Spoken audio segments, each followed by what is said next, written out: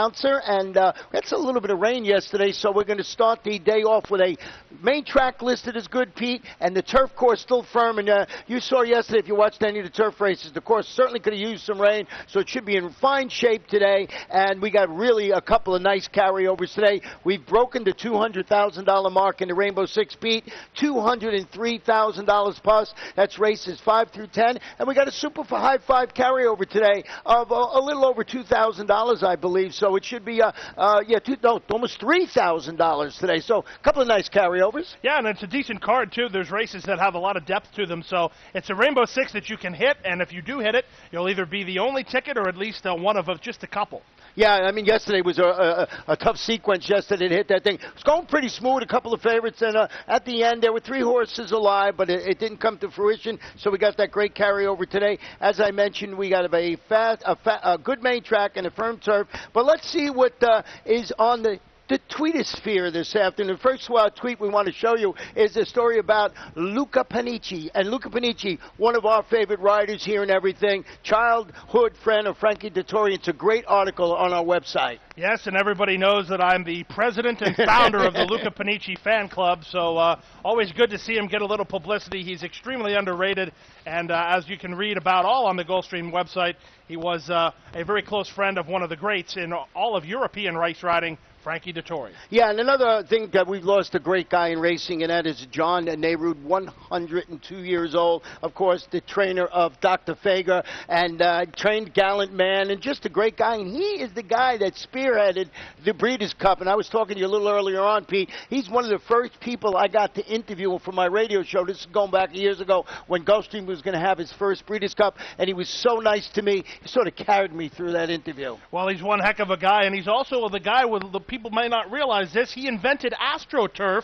He actually did it to try to get horses to run on it, and instead, people play baseball on it. So John Nehru has left a legacy that extends into more than just horse racing. 102 years old. That is fantastic. And then we want to let you know about Lady Eli. Seems to be doing okay. Chad Brown notes that Lady Eli is walking twice a day, doing great. You know, she's been battling laminitis. Well, we all have our fingers crossed for one talented filly and Lady Eli.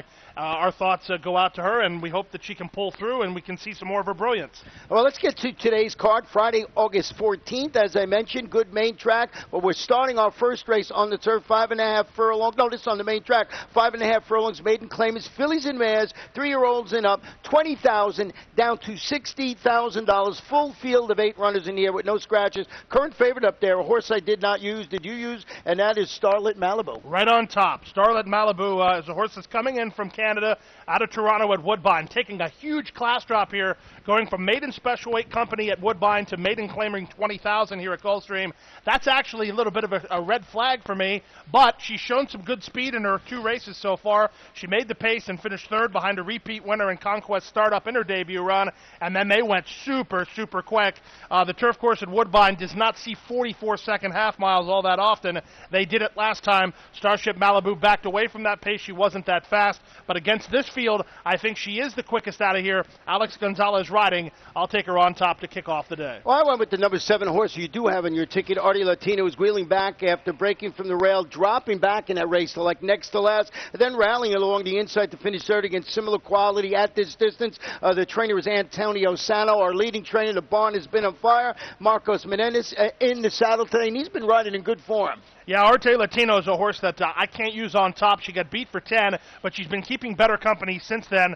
We'll see how she plays it out here today. 11-1 on the early money. Not too bad a value. 6 horse had some intrigue for me here, Ronnie, the Rockstar Queen. She's making her career debut here. Luis Ramirez likes to breeze his horses fast, but she is breezing well for a debut here today. It'll be interesting to see what her tactics are under John Cruz. Well, yeah, I like to see that we're different in our selection, so the world is correct back on its axis. We were agreeing a little bit too much yesterday, so Artie Latino on top of my ticket. I will use Spectacular Sheeran, the 1 horse in the inside, and number 8 Starship Tammy. Lots of disagreeing in there, and I love that in the first race. Looks like you guys might have the right one. 8-5 on the board from the William Thoreno's barn. Let's go to race number 2, 1 mile, filly to the mares, 3 and up, non-winners of 2 races in life. And I want to go back and show you performance. The horse that you have in second and I have in third, Pete, is Dichosa. Had a little bit of trouble at the top of the the stretch. Didn't have a place to run, had to steady a little bit. You'll see it here. Then, actually, just looking for a place to run and, has to sort of like take the overland route, go outside, then closes nicely to be third. Here's the caveat about this backtrack. You see DeChosa still lacking clear running. Right. But look who's in front. I'm a Gem is leading the way for Priscilla Nichols, and she's 50-1. Right. So DeChosa finally shakes free on the outside and gets up to run down the way Bella is to get into third. We'll have to see how that race plays out from a standpoint of quality. She was almost second that afternoon, but the winner was a shocking winner, which always, for me, downgrades the quality of that field. Well, we both went with the number 4, Tormenta de Oro on top. This one is stepping up to the next logical level. Responded last time out to that drop in competition. Really was impressive. A 10-length plus score against $10,000 maidens. Efren Loza Jr. He's 30% winning consecutive races. A bullet 5-furlong drill across town at Gulfstream Park West. But one of the things in Pete's book, never bet a maiden. And right after breaking its maiden in its next start, he's going against what he believes here. And that's simply based on the strength of how she won. I'm not going to say he's not right. And he does have a little bragging to do, Mr. Nicoletti. He had Russian Creek yesterday, was the single of all singles, an $8 winner. I was second to him, so good thing there was not any side money. But for me and Ronnie both, Tormenta de Oro on the playback. She was an easy winner last time out. It was her first start off a bit of a freshening. So the thing about that is if something was wrong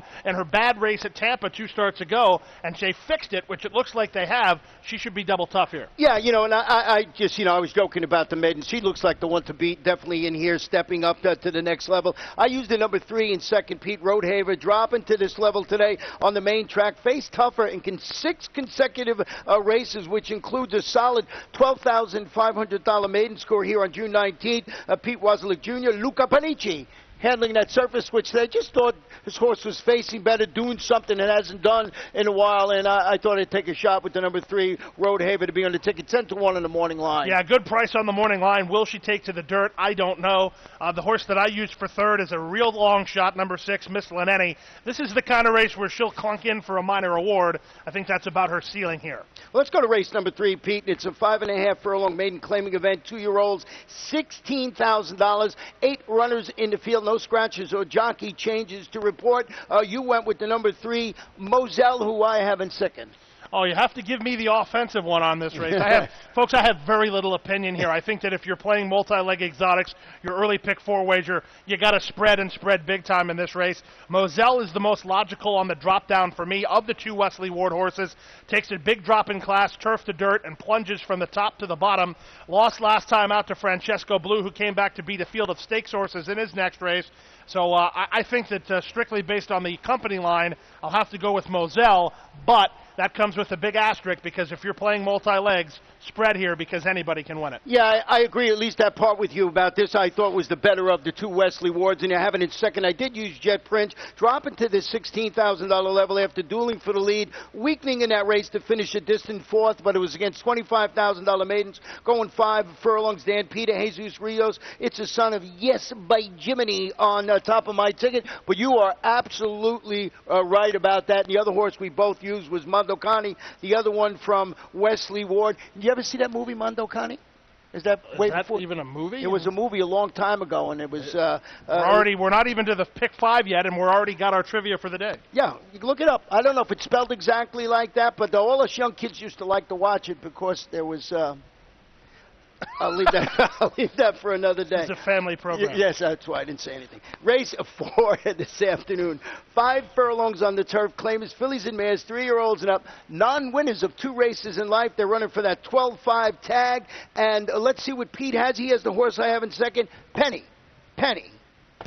Well, she was good the last 2 times out. Eder Martinez clearly is an asset of hers. He's rode her the last 2 times. She ran well both times. Moonlight Matinee was well met, taking a lot of money that afternoon. She was second last 2 starts ago to Roxy Lucy for Wesley Ward. She came back to beat a field of stronger horses than this. So Penny will have some pace to chase today. I like the post-wild draw from a little bit out wide. He'll have some options whether to drop in or stay out in the 3 or 4 path and circle horses. I think she merits consideration here. She's 7-2, but this is another very wide open race. I picked Penny, and it's 2 previous starts at those double-digit odds. So what do I do today with the figures? I do not pick it. I go with the number 1 horse in here, Wild Card. hard hit. This one moved to Orby Mirage. Bon Vita Claim drops to this level to lifetime. First start since tracking the pace. Flattened out in that race. Finished fifth. Was against $16,000 condition. Claim is going 7.5 furlongs. Jose Alvarez named on this previous winner at this 5 furlong distance. I just thought that was a logical choice. But Penny certainly has to be on the ticket. Who else did you use, Pete? I went with the Bombs on the outside, both of the Sally Mitchell Hill horses. I think one of them will run exceptionally well. I'm not really sure which one. I know the 11 Our Bands Make Her Dance has been in and scratched about 4 times, so maybe they've got her right now. She was a winner on debut for Kirk Zadie. They claimed her, but they bought her back, so that's an interesting idea there for Averill Racing. Juan Leyva has the call. Juan does not get many calls for this barn. Both the 10 and 11 are horses that should be on or near the lead, which going 5/8 is never a bad idea. All right, the other horse that I use, and another one that's 10-1 on the morning line, and that's Go Rontos Goes. And I thought this one was a major factor in this spot. Returned from the freshening, took the overland route last time out, finished a 5-wide second, 47-1 last time out. And I'm just thinking if that suspect pace scenario that we've been talking about in here collapses, maybe a horse like number 6, Go Rontos Go, can close and get the get the win. It's easy as that. Race number 5 today. Super high. No, it's not. It's the Rainbow Six starts in race number 5. $203,000 plus. 5 furlongs. Maiden claimers 2-year-olds. $50,000. Scratch the 3.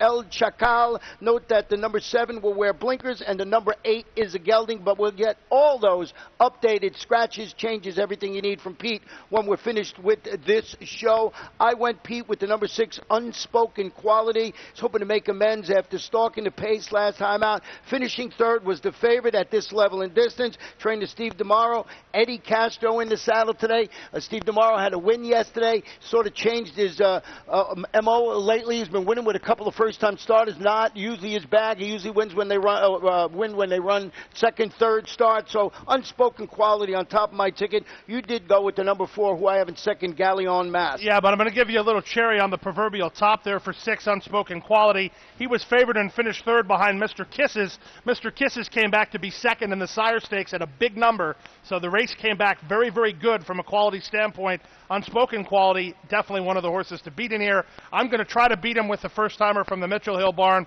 It should be pretty quick being out of PJ's Eskimo. I'll go with the 4 Galleon Mast on top at a bit of a price. We both have the number 5, Awesome Louie, on our ticket. Is by her sire, Awesome, of course. Produces first out freshman winners at about a 16% rate, which is a pretty good percentage. Kathleen O'Connell, she's good with her freshman runners, over 20%. Lasix, go-to jock, Eduardo Nunez for this assignment. The other firster I used is the 8, Carl's Calling. I like the move here. A nice blowout out of the gate and then a great work out of the gate 2 starts ago. Looks like he might have a bit of ability as well. Once again, that is where the Rainbow Six starts, with over $200,000 in the pool. Race number 6, we got our pick 5 in here, 50-cent wager, and this one's on the turf.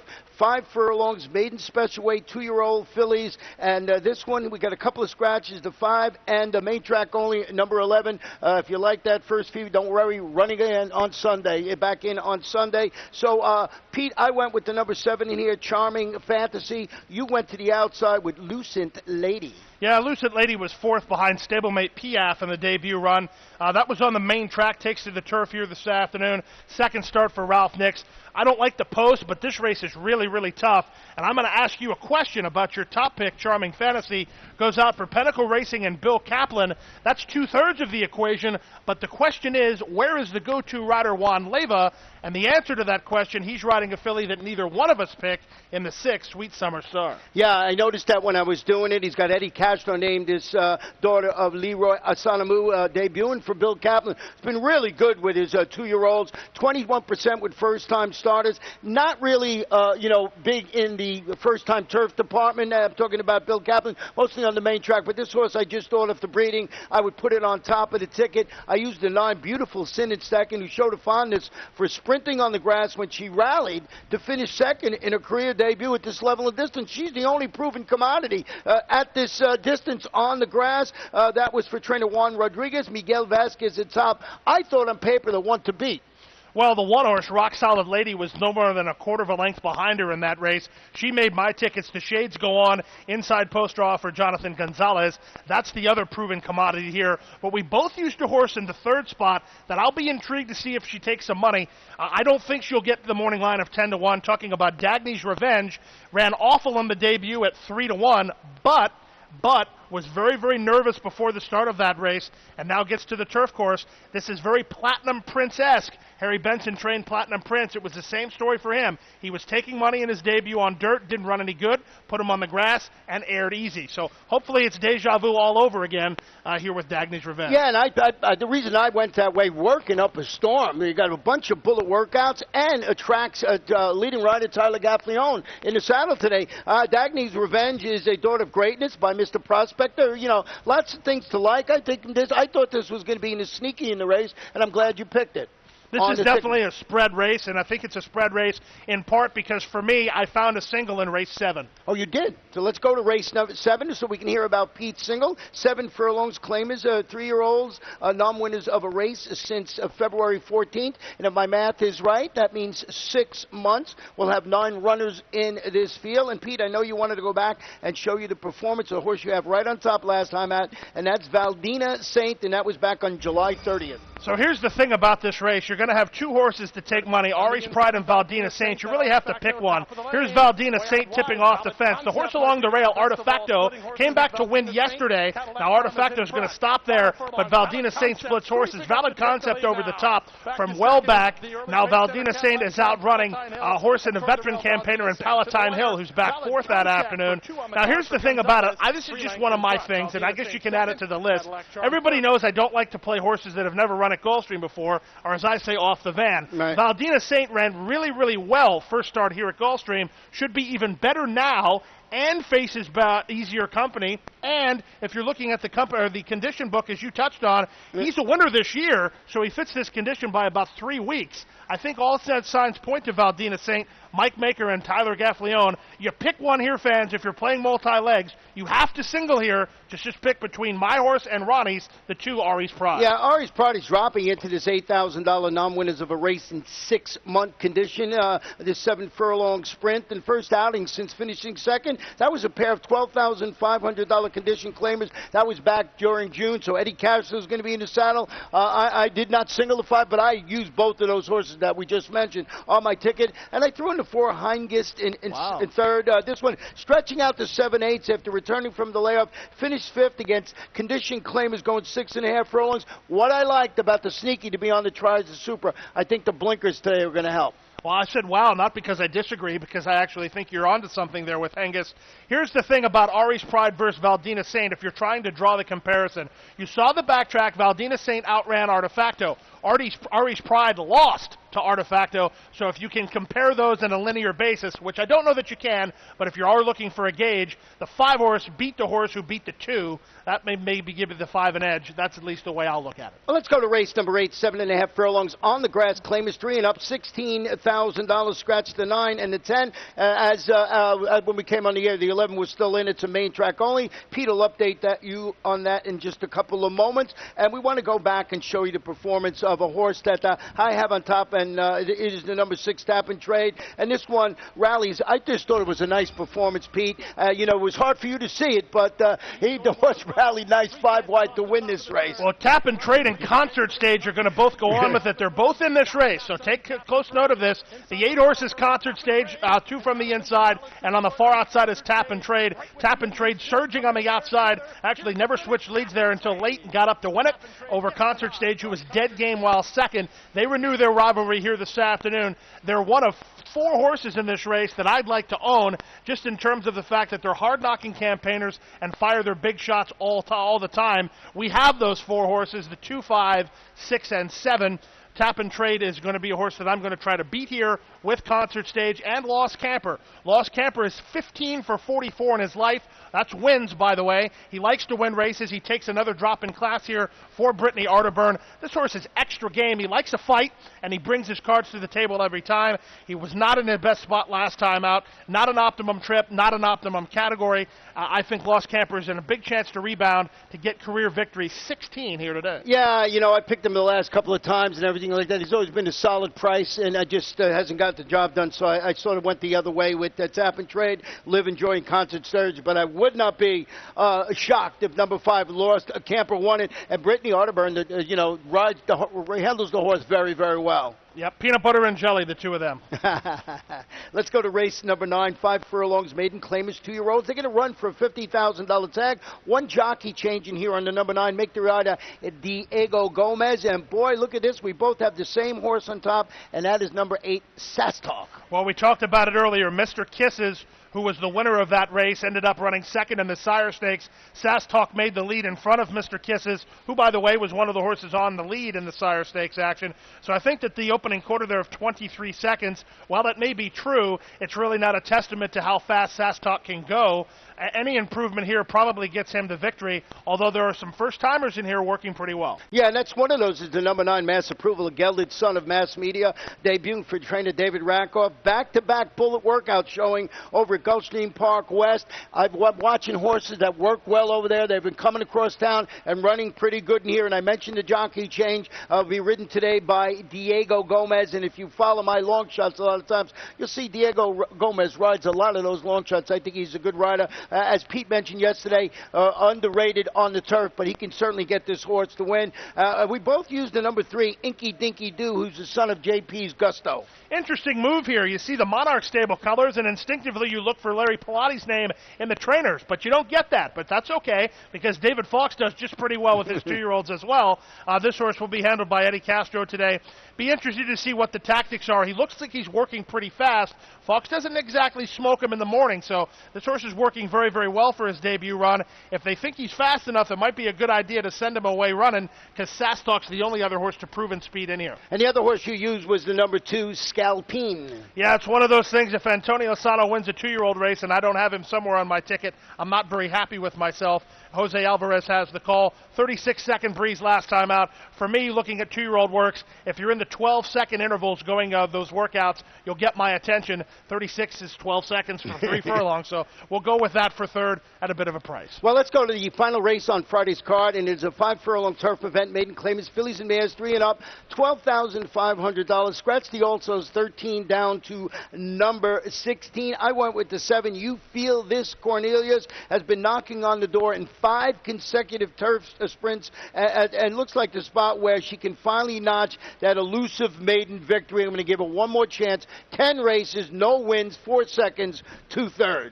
Well, I'm not. I've seen You Feel This, Cornelius, and I've been on her bandwagon a few times lately. She's let me down. When it comes to crunch time, she bows out gracefully. So I'm going to try to beat her with the 5, Starship Muffy. Starship Muffy was third last time out, but there's a couple things you should know about that. Wove won that race, and Wove came back to win again. Now, the second horse, Blavatsky, that's really the key for me. Blavatsky stepped up not 1, not 2, but 3 levels into $50,000 company and ended up being a good second. So I think Starship Muffy comes out of a race that for the level was very, very strong. I love Steve Dwoskin horses on the improve. The longer they go and the more starts they get, the better they are. Well, I know you have the number 1 horse on your ticket. How do you say that? Well, it was a raging debate this morning, which is why Ronnie is laughing. I think we'll go with the Nicoletti pronunciation of I. Certainly one of the most creative ideas I can have for a race call this summer. I comes in from California for Kristen Mulhall. I like the spotting here, 5 furlongs on the turf course this afternoon. This horse ran well on the turf in California against much better. It was going much longer, however. Check this out, Ronnie. They debuted this horse against Wide Open 50. Wow. And the horse got beat a half a length while 4th.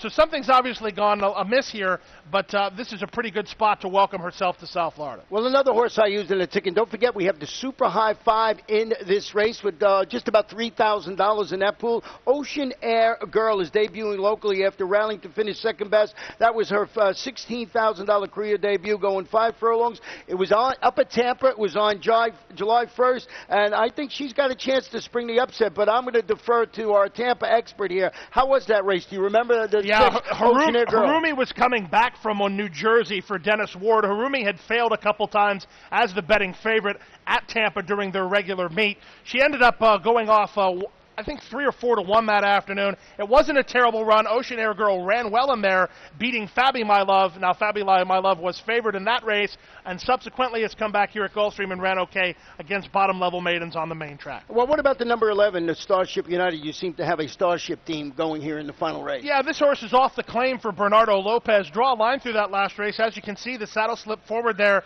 That was going 2 turns over the turf, not something that she looks like she's bred to do, being by Wildcat Air out of a Peace Rules mare. She ran well in the debut. She was 3rd behind You Feel This Cornelius. Here's the key part of it. She was 3rd on debut for Steve Dwoskin. If you're a handicapper of Gulfstream races, that should mean something to you. He doesn't get horses ready first time. So if she ran well first time, she has some ability. Draw a line through that last race. Makes a barn switch here today. Well, I saw the Steve DeMauro never winning on the first time angle go out the window, so maybe that'll happen well, today. I put it to you this way. I'll take Steve DeMauro over Steve Dwoskin first time anytime. And they're both great trainers. Certainly our horse trainers have their tendencies where they don't get horses ready versus guys like Wesley Ward who are famous for getting their horses ready. It's all about what you do well and do what you do well as much as you can. Overview of today's card. Is it easy? Is it tough for these? Well, we talked about it. I don't think it's an easy card here. I think there's a couple races like we talked about, Ari's Pride and Valdina Saint. You're going to have to take a chance there because otherwise the bankroll is going to get busted before you get to race number 10. Well, good luck with all your selections throughout the day. And as soon as we get off the air here, Pete will be right back to give you all the changes to have a fun afternoon here at beautiful Gulfstream Park. 10 races on tap. The Rainbow Six in race number 5. Good luck.